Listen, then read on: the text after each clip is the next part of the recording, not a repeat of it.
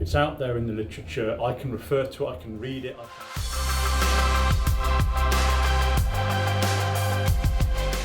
So how many groups are worldwide, how many people do you think are active in this research in this area of neuroscience? Is it, I guess how many were in Basel? I guess that's just a representative sample of, not every from your lab would have gone there, but you've had some representation. No, exactly. I mean, I don't know. It's probably, I don't know, if you want to pick out labs that you would say are, really at the forefront of MND per se, there's at least 100 around the world. And then there's many of the labs that will do that plus, or it'll do a bit of MND and lots of other things. And so if you then scale it out to the broader kind of, it's way more than that. Yeah. But in terms of labs that would regard themselves probably as motor neuron specialists, I would probably say at least 100. It's good to know that, because I'm not sure how often that translates back to the sufferers. How often would you tell? I'm thinking of people we know, people we're going to meet very soon, people we're going to meet. Certainly one of the Welsh guys, a young coach, we're going to meet him next year on the way to Cardiff on the 1st of March. So is that sort of awareness? I'm not sure if MND Scotland or the Welsh MND Association does the same sort of actually. Do you realise we're now funding this amount of, and there's thousands of people now researching trying to help us, which is just, I think, a powerful message to give, of hope. Yeah, absolutely. At the end of the day. Absolutely. And I know you mentioned earlier there's even across in Australia work and research going on.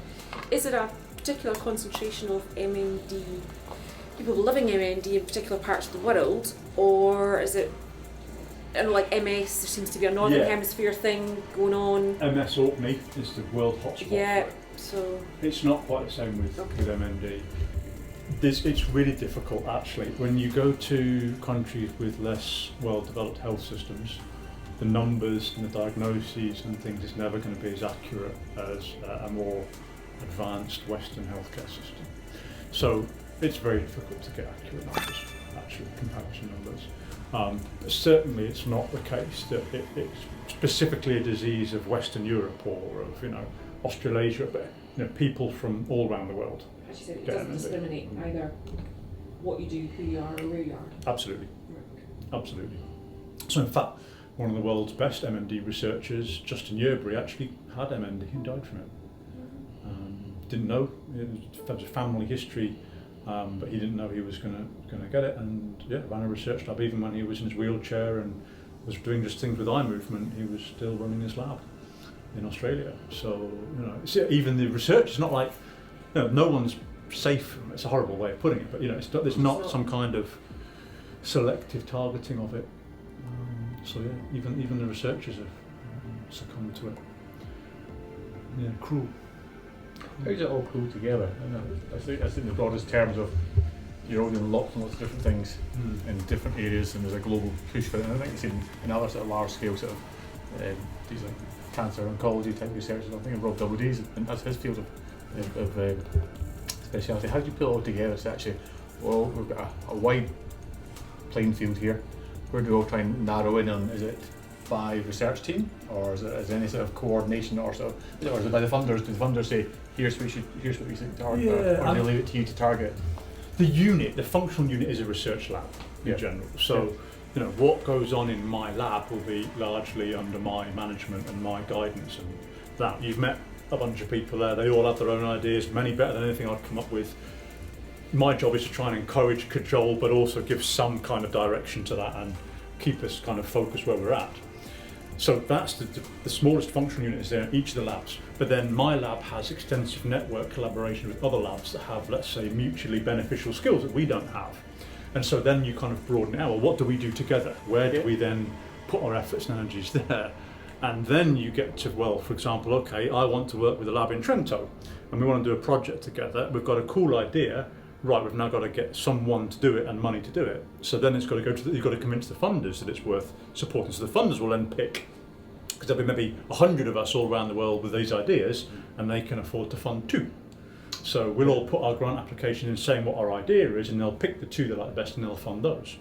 So at many layers, there's kind of go, no-go type decisions, but ultimately, normally what a lab decides to do will be navigate that environment with connections and collaborations with funding bodies. And then that, you hope that the kind of naturally there's some oversight of all the activity that comes from all those different networks and connections that's going on. So it's quite rare that people actually compete in terms of do the same thing. You know, people have their own niches, their own areas they specialise in, and they tend to really use their skills and their expertise in that area, and then they'll partner with other people to kind of be even greater than that and have even bigger ideas and plans. So that tends to be, you know, you do have unique, so what I can do in my lab, no one else in the world can fully replicate that. But likewise, I couldn't copy what someone's doing in any other lab around the world. So it's very unique. But can each individual unit leverage off, you learnt this because you tried A, B and C, we're going to do something similar about X, Y and Z, so different circumstances. But so how do you get that collective learning and that journey you're on the literature? Yeah. So people talk about this abstract idea kind of in the outside world, but essentially the way that we tell the world what we've found is we publish it in a peer-reviewed journal paper, and the peer review process is important because it means that experts who are not us, independent of it, have to check whether they agree with what we've said. Are we being honest? Are we being fair? Is it appropriate? Are we being over sensational? You know, these kind of things. So when I've got something I think is important, I try and publish it. And when it's published, it's then out there for anyone in the world to see. And one of my jobs as a lab head is to watch what else is being published, and we use that to then guide our work. And likewise, what we publish will guide other people's work. So this diffusion of the literature is what guides the whole field. And that's where essentially the kind of the gold standard of reporting takes place. Now, it doesn't mean everything that's published is right. That's an important point to note, but ultimately that's what we use. It's peer reviewed, it's been checked, it's out there in the literature, I can refer to it, I can read it, I can analyse what I think they've done, I can contact them if I've got questions, and then we'll try and all build from there. So, for example, the drug, terazosin, we published a paper 2022, which basically said we think terazosin could work for MND, and here's our evidence. And what's happened is there's now several other labs that are now working on terazosin because they read our paper and they thought, well, that's cool, that looks like it's got promise, we've got a different model or a different system, or we think if we combine terazosin with our drug it'll be even better, whatever. And so you stimulate then others to do it. Likewise, if someone says, well, we tried this and it didn't work, that's equal. Then we might go, okay, well, we'll drop that. That's equal learning because you won't try that path again, or you go into. This is the slight problem with the system. It's very difficult to publish negative findings. It's still a learning, isn't it? It's learning, but the journals are the arbiters of what they publish. They don't like to publish negative findings. So unfortunately, this is a problem. There is probably quite a few experiments that labs have done that we know didn't work, but they've not been published. Why not? Because it's so difficult to publish that kind of work. It's very difficult. And I'm thinking, why do the journals not want to do that? Is it? They're not as exciting. Yeah, but they're not as exciting. The journals trade on clicks. Okay. Right? So how many times a paper is downloaded and then cited will tell you how good a journal is. So there's got to be social media at an academic level. Exactly. We were there a lot earlier than social media. But there's a problem. A journal doesn't like a paper that will be read by just a few folk in the field that will go, but we won't do that. They want the paper that says, whoa, we've cured cancer. Because everyone reads, everyone gets excited about it, everyone quotes it, and the journal benefits. So there's this implicit bias in the system. Now, that's getting better. It's getting better because things like social media, contacts, if I know there's 3 other labs that are interested in the same area as us, I can email them and say, look, we're thinking of trying this. Have you tried it? And sometimes they won't tell you, but more often than not they'll say, oh, we tried that 5 years ago, it's rubbish. Now, that might not be enough to put us off, but it might make us think twice. It's framed in a certain way. It's informed your decision. Yeah, exactly. How did it not go right? Yeah. But again, this comes back to so much about, you can see why I was saying earlier was the importance of getting good people. Because it's the people that do the science.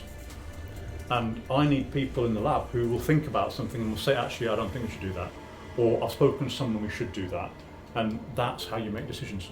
So there's an awful lot of this team narrative, and getting the brightest and best into the MND research field is what will make the biggest breakthroughs. So that's why, a big part of it is to how do you pitch your science at the first year medical students? Where do you start to look for them, or how do you start to attract them? To be honest, you don't try and actively do anything other than just tell them about what's out there and let them find their way, but give them as much information as you can. And those that then show an inkling of interest, that's when you kind of, right, let's see what we can do to help you. And that's when you'll try and find opportunities and encourage, mentor them. It's the connectivity of the nerve that goes from your spinal cord to your muscle. That's what breaks down. And when that breaks down, it doesn't matter what your brain does, the muscle no longer gets a signal to move. So this connection, how the nerve speaks to muscle, is really at the heart of what happens in MND. And this is how we stain them and look at them. So over to you, Hannah. So I'm probably going to have to do this one at a time, but so we've got here, you can see both channels at the moment if I open it up. So in the green you've got the nerve coming in, and then in the red you'll be able to see the acetylcholine receptors on the muscle side, so where the muscle is. So I'll just touch on it. And if you want to have a wee move around, you can have a look around. But yeah, that's what all. I might just do is I'll just turn this light off. I'll see it better like that. Oh, yeah. And the red is showing. And the red is the areas on the muscle where the nerve fibers are meeting, so the neuromuscular junctions that we focus a lot on. So the background you can see is the muscle fibers, so this is all on the muscle fiber. So just to put it into context, that's about 1/10 the width of a hair on your head. Jeez. That's the actual size of what you're looking at. Try and, find opportunities and encourage, mentor them. There's like, as Hannah was speaking before, and I said to her, why didn't you? She says, well, when I was at school I got interested in the lab and I really liked this and thought, oh, that's interesting. Then I went to university and then suddenly something just stuck. And I just thought, and then motor neurons, I want to get into them, I want to understand them. And she says, and I will spend the rest of my life doing this because there's just so much to learn and it's so exciting. It's like, because I was really interested, why did you thought that's why? But it came early on. Absolutely. By just seeing something and getting stimulated in an interest, it's what you said earlier. Yeah, and again, it's not often the seeds planted many years earlier as well. Yeah. It's something they heard when they were at school, or they had a talk from an MND patient and they remember it. And then they're in a lecture and then, oh, hang on, I remember that. Oh, we had that. I found that really emotional. And then they start making the links and saying, oh, I'm going to go and work on it. And then they'll send someone like me an email and say, oh, I see your lab works on motor neurone disease. Could I come and work with you? Or could I get a project in your lab? Or could I? And that's when you then try and kind of foster and encourage them. And it's really a case of trying to kind of, when someone's got the excitement and the bug, you try and encourage them in any way you can. The big problem, as always, is money. There's no point denying it. Everyone in that lab is on a maximum, say, 3-year contract, often on a 1 or 2 year contract. So my job is to keep repeatedly trying to find the money to keep them. And for them, especially as they get a bit older, well, they've got a mortgage or they've got a family, and I can't keep going on 1-year contracts. So the real goal beyond that is then to create an environment in universities where they want to invest in MND research. And that they will then employ people like me at the kind of academic level who work on MND. And that is what has changed massively in recent years. There are many more academics, so kind of the lead PIs, we call them principal investigators, that do MND research than there ever was.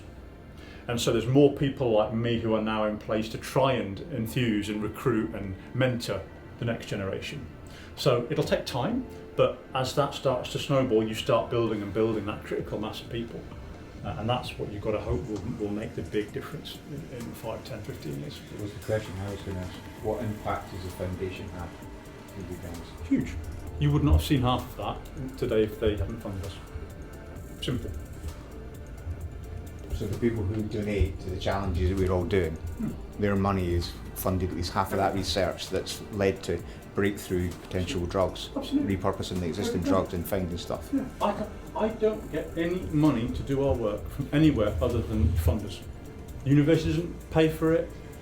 There is no money. So my job is to go out there and raise the money by applying to people like Doddy Foundation and say, look, I've got this idea. This is the research we want to do.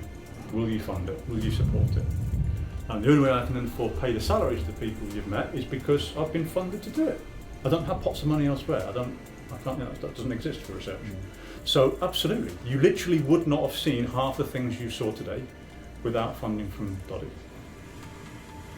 Go on, thank you. And that research is obviously accelerated. Yeah, I would imagine. absolutely. I don't know how many folds in the past few years since the foundation's existed. Yeah. Well, there would not be patients right now receiving terazosin. That simply wouldn't be happening. That would not have ever happened if it wasn't for the funding. So it may not work, but if it works, it's only happened, and every patient around the world that goes on to the treatment will only be on that treatment because you funded it. So that makes everything that we do all worthwhile, Absolutely. because we're making a difference for you to make that We difference for other simply people. could not do it without you. This is not, me sugarcoat. That is the reality. If we did not get funding to do this work, this research would not happen. And I think that's the important awareness as well that we can take out there. This is not just us raising money for the Doddy Foundation. We're raising money for you guys, for that research. The foundation don't keep the money. They use that. No, Use that. They find the projects. They find the people who need that money, Absolutely. and that money goes to finding a cure for MND. Yeah, exactly that. And I mean, you can see this is not a kind of wasteful environment. This is not lavish in terms of, money is not blown on fancy offices, and it's every penny we get goes into the actual research. So when I get a grant from the Doddy Foundation, it tells me what I can spend it on, and it all goes on the research. So it's not paying for things that people have seen. I know when I give to charity, the money just goes to people. That's not the case. Everything you've seen in that lab is paid for. Every penny that we get coming in from the grant, from the Doddy Foundation, will go to pay the people, the salaries for the people on it, and the experimental cost of what you see. And they look like they're worth a weight in gold. They are. As I said to you earlier, I won't say it in front of them because then they get big-headed. But they are, honestly, you've met them, right? Don't worry. They are No, they are incredibly definitely- bright people. They are definitely worth a weight in gold. They really are. They're incredibly bright. And you've seen a bit. Taiwanese, American, French, Belgian. They have travelled around the world to come here to work on that. This isn't just, it happens to be next door, I'll take that job. Yeah. These are people that will... They could choose. They could choose to be anywhere. Yeah, absolutely. But again, they wouldn't be here doing that unless you funded them. It's that straightforward. And so you can imagine if the money that comes into the Doddy Foundation is doubled, and they pass that on to the research labs, we can double that. Yeah. That just makes it all worthwhile for us. Right?